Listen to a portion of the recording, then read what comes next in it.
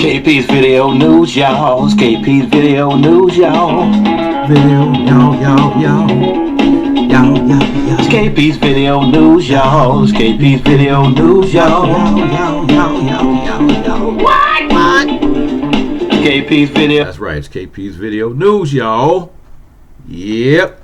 With the live music, y'all. Kicking it, doing it, moving it, grooving, doing it. Like a news machine. Yep. That's right, folks. KP's Video News. Yeah, man. So, I'm starting off up north. Yep, starting off north.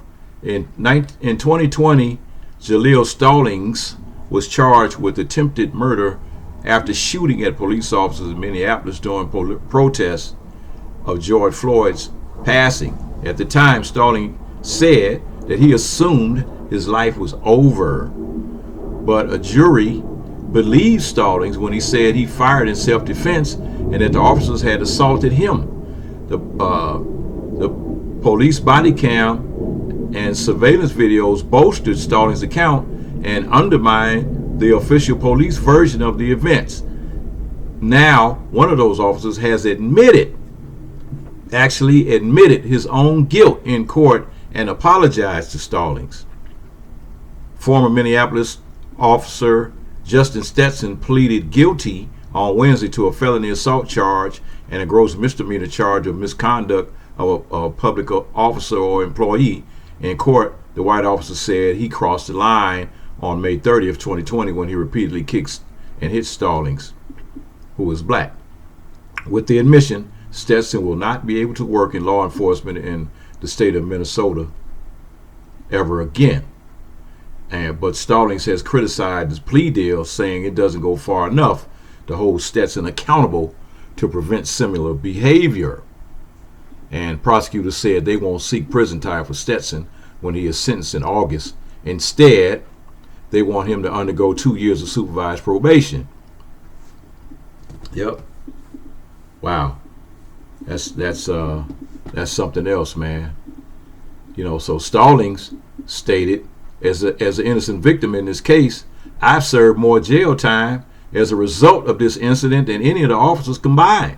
Stallings said as he objected to the plea deal, and but Minnesota Attorney General Keith Ellison acknowledged the ordeal Stallings was forced to endure, as well as what he called an unjust trial and time in jail. But he said Stetson's acknowledgement of wrongdoing is historic. He said rarely, if ever, do police officers plead guilty to using excessive force in their line of duty. And today, Stetson has admitted he did so under color of his official authority in violation of the law.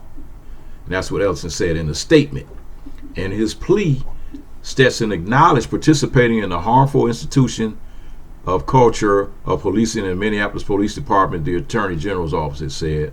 And, you know, and the backstory is 5 days after George Floyd lost his life by former police officer Derek Chauvin in May 2020, Minneapolis police SWAT team officers set out in an unmarked white van to enforce a local curfew. Led by Sergeant Andrew Patel, Stetson and other officers fired 40mm less than lethal foam-tipped rounds at people out of the van's open side door without warning. When officers shot at 4 people in a parking lot on Lake Street, they hit Stallings, an Army veteran who was then in his late 20s, in the chest. Although I had been shot, I thought I had been shot by a real bullet, Stallings later said. Believing the group to be civilians, he used his own gun to fire toward the van. And it wasn't until he heard them yell, "Shot fired," Stallings said, that he realized he had fired at the police. Stallings tried to surrender, tossing his weapon away and placing himself face down on the ground with his hands out, as shown on the body cam and surveillance videos from the scene. But Stetson repeatedly kicked Stallings in the face and head and shouted profanities despite not issuing any initial commands. The criminal complaint says Stetson also punched Stallings and delivered 5 knee strikes to his face. Stallings suffers a fractured eye socket and other injuries. 3 days later, Hennepin County prosecutors charged him with 8 felonies, including 2 counts of attempted murder of police officers. And Stallings said, "I felt like my life was over, regardless of the fact that I felt like I didn't do anything wrong. I didn't feel like I was in the wrong at all. From experience, what I've seen is black men don't make it out of situations like that." But Stallings rejected a plea deal that would have sent him to prison for years. And then a jury found him not guilty after the official narrative unraveled in the face of the video from the scene. He then sued the city for more than a dozen police officers in federal court, and last May, Minneapolis agreed to pay him $1.5 million. So they paid him $1.5 million, and it doesn't say anything about whether they dropped the charges against him or not. Because they had charged him with 8 charges. 8 charges, so I guess he was found not guilty. They found not guilty, so there are no charges. Yep, found not guilty. Plus he ended up getting 1.5 mil. But hey man, that's what goes on. That's what goes on. So here's a situation. Moving on to the next story here. Here's a situation that happened in Missouri. Missouri cops face a criminal probe after video shows an officer punching a drunk man while pinning him to the ground after being tased. Yep. The video, which gained widespread attention on the internet, shows 2 police officers and 2 security guards forcibly restraining a man outside a nearby bar while he repeatedly asked him, "Please tell me what's going on." Amidst the alarming increase in cases of police brutality, another disturbing incident unfolded as 5 police officers mercilessly beat Tyree Nichols in Memphis after a routine traffic stop. The incident sparked outrage and raised serious concerns about the excessive use of force by law enforcement. And so, in the video, the officers and guards are seen holding the man down, while one of the officers pepper sprayed him, and one of the security guards backs off as the police shout at him to get on the ground, and the man could be repeatedly heard saying, "I don't understand what's going on, and explain to me what's going on." As the man repeatedly asked for an explanation, questioning his arrest, the officer who has pinned him to the ground deploys a taser and proceeds to punch him in the face multiple times. And throughout the incident, the man pleads for clarification, asked the officers to explain the situation, and the officer initially punched him and deployed the taser again, targeting the man's legs. So it's like, yep. So they went through all of that, and so the mayor, the police chief Jeff Jones released a statement on Monday announcing that he has requested the Boone County Sheriff's Department to conduct a criminal investigation into the officer's actions. Said at his request, an independent criminal investigation into the officer's conduct is being conducted by the Boone County Sheriff's Office. The criminal investigation is already underway, and CPD will provide all available reports and recordings from the sheriff's office. Sheriff's office and police use of force must be reasonable. We are thankful for those who brought it to our attention. And so that's like the cops investigating the cops. Yeah, okay. That's not independent. That's not independent at all. You got cops investigating cops. That's oh boy, I tell you, man. Yep. So here we go. This time, Kansas City, Kansas. The last one was in Missouri. This is Kansas City, Kansas. The next state over. Yep. Kansas Highway Patrol Superintendent Colonel Herman Jones testified Wednesday that the 2 troopers have not yet faced discipline after injuries found this year. They violated the constitutional rights of motorists during traffic stops. But Jones also said the Highway Patrol last fall began requiring troopers to write reports about why they detain motorists in stops that don't lead to arrest or the seizure of property. Jones testified in U.S. District Court in Kansas City, Kansas, as part of the ongoing civil trial against the law enforcement official over the Kansas City two-step. And the Kansas City two-step is when troopers at the end of a traffic stop take a couple of steps toward their police car before coming back to have what says is a voluntary interaction with the driver. The tactic is used to keep motorists talking, often buying time for drug-sniffing dogs to arrive, and civil liberties groups and others have criticized the practice as an infringement on the Fourth Amendment rights against reasonable search and seizure, and they argue motorists often don't actually feel free to leave, and that troopers frequently aren't clear that the questioning is voluntary, or the question is whether the question is even over or not.